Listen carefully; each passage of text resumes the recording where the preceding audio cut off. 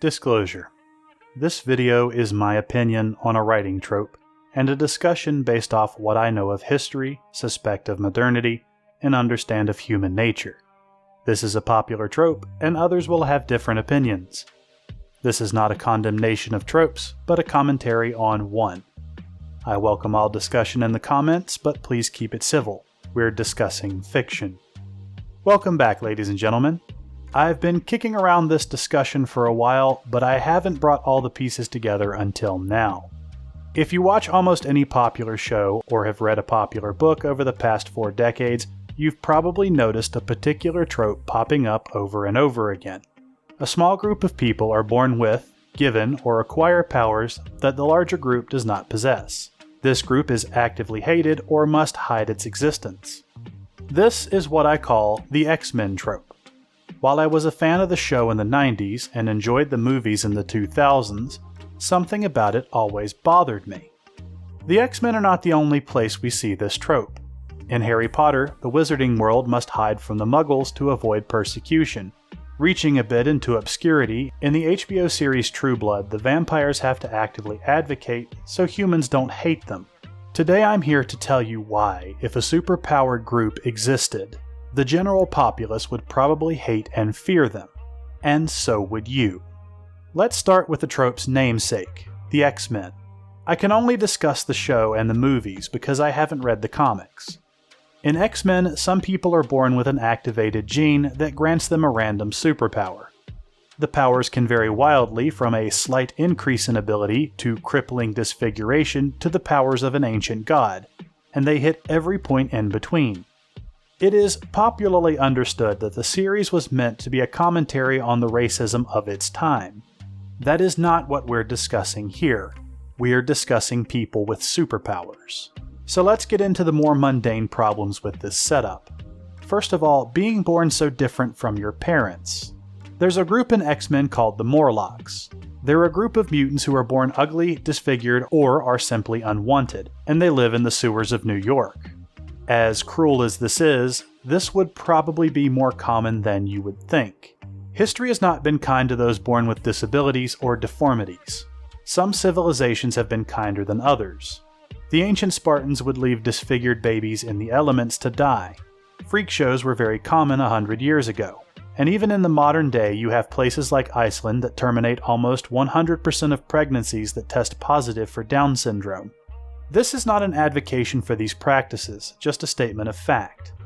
Even interactions between conventionally normal humans are heavily influenced by how attractive the people in the conversation are. The Morlocks, many of which have problems even passing for human, would probably be heavily despised, and having superhuman abilities on top of that would not help their situation. Rejection does funny things to people. It's probably one of the most, if not the most destructive emotions to experience. Probably the reason music has leaned so heavily on the theme.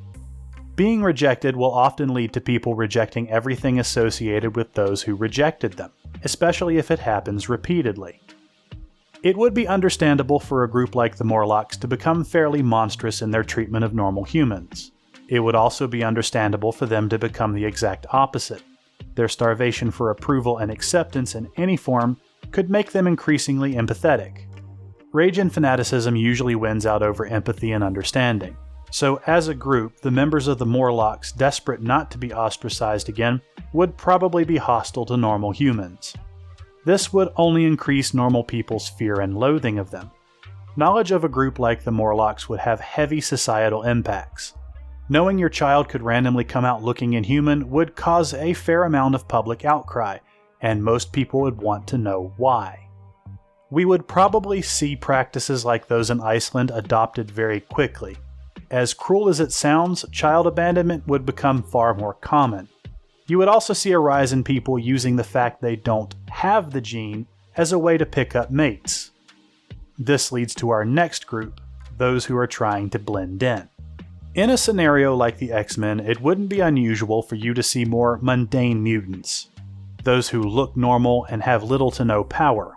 While they would enjoy treatment bordering on normal, the development of testing for the gene that causes mutation, groups like the Morlocks and even groups like the X-Men, would cause them a lot of problems. there's an old thought experiment about grabbing Skittles out of a bowl where a few of them are poisoned. Humans are fairly risk-averse, so normal mutants would probably have a hard time due to the potential surprise of their offspring. There is also the potential they would look for a gene therapy to remove the gene in order to fit into wider society. If they couldn't find or afford that therapy, they would probably lie. It's one thing to fear the rare, super powerful mutant, or even the Morlocks you have very little chance of seeing. It's quite another to fear your neighbors you see every day. Most of the normal mutants would just keep their heads down hoping to never be discovered. Moving on to the big guys. The problems we've discussed so far would be fairly minor compared to what we're about to discuss. We have to talk about the elephant in the room and probably the thing that would make most people hate and fear mutants more than anything. The mutants of extreme power. Disgust is a powerful emotion, but nowhere near as powerful as envy. Western societies took a long time to develop a system where innovation, improvement, and wild success through hard work were acceptable. Envy is what kept the Chinese from developing gunpowder-based weapons despite inventing gunpowder. Even the Western sensibilities have problems with extreme discrepancies. If you don't believe me, look at the news. I'm not going to get into why this is. Exploring history is a good thing for writers to do to help them understand the logic their stories could possibly follow. Let's just say there's a threshold in most societies for how powerful they'll accept you being before someone eliminates you and takes your stuff. There are numerous excessively powerful beings in the world of X-Men, but I don't have the time nor knowledge to cover them all. So I'll keep it to the three I think would turn humanity irreversibly against mutant kind. First up is Mystique. Mystique has the ability to shapeshift, perfectly imitating another person's body, face, and voice. She is known to take part in assassinations, impersonations, and general espionage, things that her powers are perfect for. This gives her incredible soft power. Through impersonation, she can easily influence laws and policies of nations. Her powers also make her a nigh unstoppable assassin, because everyone has moments of weakness, and assassination is easier the closer you can get. The espionage would make her wealthy and powerful beyond measure, as there would be almost no secret, technology, or plan she couldn't get access to given time. Her help would be priceless to every nation on Earth. It's because of this usefulness that the governments of the world would probably eliminate her the first chance they got. Outside of her own belief and allegiances, Mystique would be a wild card. Her powers make her almost uncontrollable. The one thing really powerful people hate more than anything else is uncertainty in their own power. Dictators and governments have done far dumber things than eliminate their most powerful assets in the past. Mystique would find no allies outside of other mutants because the elites would doubt they could control her. Even among other mutants, she would be barely trusted, and that's only because she can't mimic powers, has nowhere else to go, and would be easier to find out. Human folklore is full of stories about shapeshifters. Almost all of them portray them badly. Every major religion makes lying a sin, or at the minimum, a major problem. Mystique is a walking lie. It's impossible to have any certainty with her, which would probably make her one of the most hated super mutants of all time, even among her own kind. Moving on. One of the most active threats humanity would see would be Magneto. It's been a few years since I looked up any information on him, and I don't remember if his power is magnetism or control over all metal. Either way, his power alone would make him a pretty big threat. But it's his active hatred of and insistence on domination of normal humans that would seal his fate. He's a charismatic beacon for others of his kind, promising them superiority over the rest of humanity. This would be a galvanizing force for 99% of the rest of humanity. Fear is a very good motivator, and the prospect of being conquered by a superpowered being and forced to labor under the thumb of someone who hates you for your lack of powers would do far more to harm the mutants than almost anything else. Humans are tribal. The things we have in common are the things that unite us. An example, if you were to take two Americans of different racial backgrounds to China and place them where neither speak the language, the two would stick together purely out of what they have in common. This is a survival tactic ubiquitous throughout our species. I say this because an active threat like a superpowered dictator looking to enslave all the normal humans on the planet would unite baseline humanity like nothing in history. Normal humans would start taking extreme actions against anyone tangentially related to mutants. Laws would be passed purely out of fear, and horrible crimes against innocents would be overlooked because people's fear would just be that strong. Magneto would soon find himself facing the full military and industrial might of a planet. As a funny little tangent, one of the reasons the US won World War II was because our industrial capabilities were hilariously beyond who we were fighting. The amount of stuff we could throw at an enemy was simply staggering. Now imagine the production capability of an entire world. The weight of firepower directed at the would-be conqueror would be unimaginable. I suspect there would be a small patch of glowing sea where he once stood, full of jagged metal shards and weird chemicals of unexplainable origins. The world would find a second Chernobyl more acceptable than a superpowered despot attempting to rule them. Now, you might be thinking, what could top that? The world turning every weapon of war it has against a single man would be a strange crisis, and the prospect of a second no-go zone where every possible hazard exists is very daunting. Well, there is one being in this universe that would probably cement the doom of superhumans, and he's a good guy. Charles Xavier runs a school for mutants. He advocates for tolerance and understanding. He's an altruist and philanthropist who leads a small group of mutants to protect the stability of the world and human-mutant relationships. He's also an unimaginably powerful telepath. He has the ability to stop people's perception of time, alter their memories, and even completely erase their brains. It has been shown he can kill people with a thought, and it's not far-fetched to believe he could actively control people. With the help of a device he's created, he can touch every mind on the planet. This was actually the plot of one of the movies. This, more than anything else, would spell the doom of all mutants. The mere public knowledge that a person exists who can do this would be civilization ending. You think it's bad not knowing if the person you're talking to is who they claim to be? Imagine what people would do if they couldn't trust their own thoughts and memories. People's minds are muddled in what they can remember at the best of times. With the existence of Xavier, people would start suspecting fuzzy memories to be the scary psychic mutant messing with their minds. Paranoia would make a leap from mental disorder to common state of mind almost overnight. But it gets worse. Something you can count on with people is they'll always take advantage of a situation. People would start committing crimes and blaming it on Xavier messing with their minds. They might not be successful in passing the blame legally, but it would be enough to feed people's paranoia.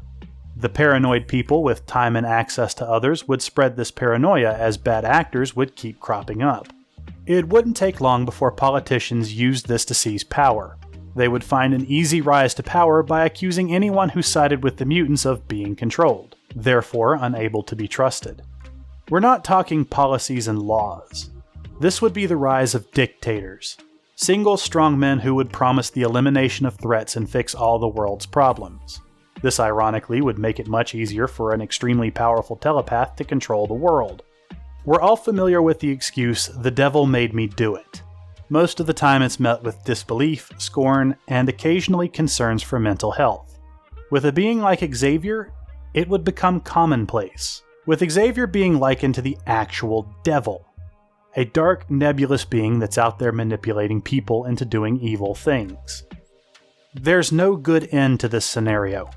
Most likely with the world turned against him, Xavier faces a final demise much like that of Magneto. If the normal humans are successful, there would be a purge the likes of which this world has never seen, as mutants and those who can create them would be eliminated. There will be arguments that Xavier wouldn't use his power to do any of this evil stuff, but that doesn't matter. The fact that he could, and that a being like him exists, would be more than enough to turn the world against him, including possibly his own kind. Mob mentality is a terrible thing, and can be almost impossible to stop. With the concept that a being who can control your thoughts from anywhere at any time being out there, ironically, it would take a being of this kind of power to stop the global panic. Which, though it's never seen in the show or movies, may be exactly what Xavier is doing, using his device and powers to calm the people of the world with mental suggestion, even though that feels really out of character for him. So what can be said about this trope being applied to other fictional universes? Well, let's look at another popular one, Harry Potter. If you've read the books, you may have picked up on the history of magic class. You may have also noticed it's full of witch burnings and muggles trying to kill wizards. It's to the point that the wizarding governments across the globe agreed on making it a crime to openly display magic in front of muggles. This scenario, if not the world of Harry Potter, is more believable than that of X-Men. Wizards are a fairly small group compared to the teeming masses of humanity and would be much easier to hide as they do. A conflict between the groups would not end well for either side. But this gets into a different problem. When you have one group of people so much more powerful than the other, it would be very common for them to exploit it. It's a fact of reality that resources are finite, and that a lack of access breeds contempt, which makes it feel very odd to me that a poor wizarding family like the Weasleys are so tolerant of muggles. The ability to use magic where normal people can't would already be a great divider, so one would think seeing them have access to things the Weasleys don't would be a tremendous source of friction. It's hard to imagine they wouldn't resent people like the Dursleys, who can't do magic and yet have access to new clothes, toys, and arguably more enjoyable food. I get that there's supposed to be a minor theme in the series about money not buying happiness.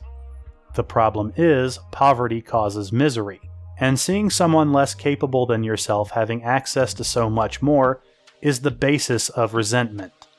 I want you to imagine for a moment that you're very poor and have a lot of kids to feed. Across the street is a family that has a preposterous amount of wealth compared to your own. They can go on vacations, eat at restaurants, and enjoy the luxury of new clothes for every member of their family. Now imagine that you're a high-level engineer and your work is very hard. You come home every day exhausted, you have very little time to spend with your kids or enjoy yourself. Now add to the mix that your neighbor flips burgers for 10 hours a week to get the riches that they have. Then add on to that your neighbor is incredibly smug about the situation, wasting your few precious hours of free time bragging about how they deserve more than you, flaunting their access to the wealth you're doing without. Now add to that you have the power to take all this away from your neighbor and give it to your children with a wave of your hand. You even have the ability to make them forget that they were even wealthy in the first place. There are very, very few people who would tolerate that state of affairs for very long. Resentment and envy can match greed in their ability to cause destruction and misery. Historically, people who can take something do.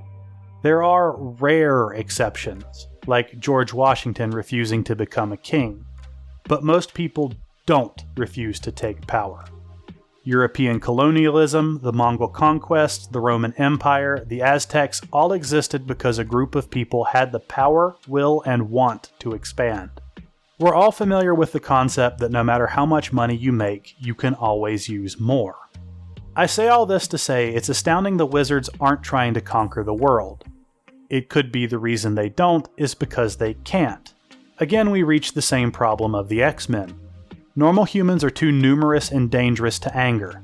That, regardless of what power the wizards possess, the resentful masses of humanity are too much for them to overcome. I know there are groups in the series that are wizard supremacist, I just find it odd that there are not more of them. Moving on to my last example, which may feel kind of dated. HBO's True Blood. There's a reason I picked this series as an example. I believe this more than any other proves why this trope is a bad one. If you're not familiar with the series, I'll briefly explain. A new product called True Blood is created. It's a synthetic blood that allows vampires to exist in the open without feeding on humans. The vampires come out of the shadow and attempt to join normal civilization. Friction results with the normies trying to get along with neighbors who once ate them. It's a cool premise for a story full of possible conflict. My biggest problem is the series is advocating for the vampires and most people in the show are very accepting. I want to run down a few examples that I think are really good reasons why normal humans wouldn't accept the vampires in this universe. The first one. At one point in the series, Bill Compton, one of the main vampires, has killed one of his own kind. It is decided by the ruling elite vampire of his area that he has to make another to replace the one that he's killed. They then bring in a young girl they kidnapped from her family and force him to convert her. Later, this same girl returns to her family after becoming a vampire and almost kills and eats all of them. This scenario on its own would probably turn most people against vampires. The prospect of them not only taking your children away, but turning them into monsters who may return and eat the rest of your family is like a horror story out of folklore. I also imagine this wouldn't be the first time something like this has happened in universe. I don't want you to get the mistaken impression that all humans in this world are okay with vampires. There are several extremist groups that have a real problem sharing society with things that want to eat them and do terrible things to their kids. These groups are often portrayed as the bad guys who unfairly want to target the vampires. The problem is the show has numerous events that would probably make most of the population think like the extremists.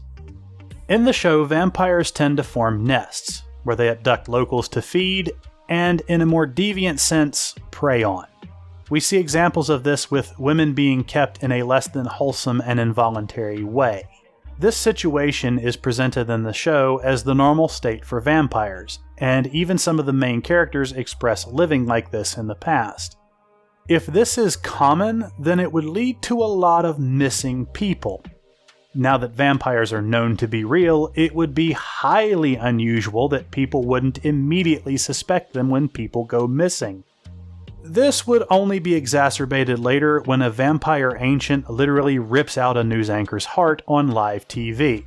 He then sits down at the anchor's desk and tells everyone they're right to fear them, and they will be coming for them and their tasty little children soon. This also isn't the only time someone in this series finds themselves absent a pulse due to the undead. In one scene later on, one of the good guy vampires rips a dude's heart out in front of him and proceeds to drink from it like it was a big gulp. This was done to intimidate his friends. It's not just their actions. The vampires almost universally have super strength, the ability to control minds, super speed, they heal ridiculously fast, they can tank gunfire with little to no negative repercussions, their blood is basically a high-powered drug mixed with an aphrodisiac, and let's not forget they're literal monsters of folklore. The fear and envy alone would be enough to turn most normal people against them. Again, I want to emphasize that this show really pushes the "it's bad to be prejudiced against vampires" message. This isn't a case of they have a different skin color or a different belief system. There's a saying that's applicable here that what is evil to the fly is dinner to the spider. That might be me paraphrasing. Well, in this case, the humans are afraid of being eaten and having their families stolen. It requires a suspension of survival instinct to suspect long-term integration when one side feeds almost exclusively on the other. At one point, the human supremacist group develops a biological weapon against the vampires that can only spread through feeding and fornication. They did want to put this in the True Blood to infect all the vampires on Earth, even infecting humans with the disease to eliminate the vampires' food supply. This is treated as an extreme reaction, as if there's no justification for what they're doing. The problem is, this is a few seasons into the show, a show which is an endless list of reasons why people were right to fear these monsters. This is a war for survival in the guise of a culture war. There was a point I had to stop watching the show because the fact that there were still people willing to live alongside these literal monsters was too much for me to believe. It can be hard enough to deal with different cultures meshing. It would be almost impossible when one side is literally eating the other. All of these examples being made, the X-Men trope is rather popular in modern entertainment. There are still movies and books being made with this trope as part of the main theme. It's also important to note that any trope or theme can become stale or be poorly implemented. We see this with almost all the romance tropes. So why am I singling this one out? I find the X-Men trope the hardest to reconcile because it doesn't match with what I understand the history of humanity to be. Humans have shown an amazing capacity for destroying those not like themselves. Humans have also shown a lack of discretion when they possess even the smallest advantage over others. This is why I dislike this trope. While humans are capable of amazing things, we are also fearful, jealous creatures who fear death and exploitation. Our constant want for innovation and flagrant envy are what drive us forward and hold us back. Our own history is full of examples of power imbalances leading to massive casualties. The French Revolution, the communist overthrow of Russia, the Peasants' Revolt of England, the Barbary slave trade, the early conquest and reconquest of the Middle East, China and its constant cycle of decadence and overthrow. It's possible I spend too much time analyzing this stuff. So why does it matter? We all have tropes we hate and things we find unbelievable. Well, that's just it. Believability. I read a lot of books in the fantasy and sci-fi genre that require a certain suspension of disbelief. It's something you have to do to enjoy fiction. But this trope beyond all others is the hardest for me. Studying history and living around other people have taught me that people will often do what's easiest and what they think will benefit them the most. True self-sacrifice is rare. If people see no benefit to themselves or their community, they won't sacrifice anything. Given how important survival is to most living things, it's hard to argue. That being said, there are a few things when done well that will hit the reader in the feelings more than true, noble sacrifice. Good luck, everyone.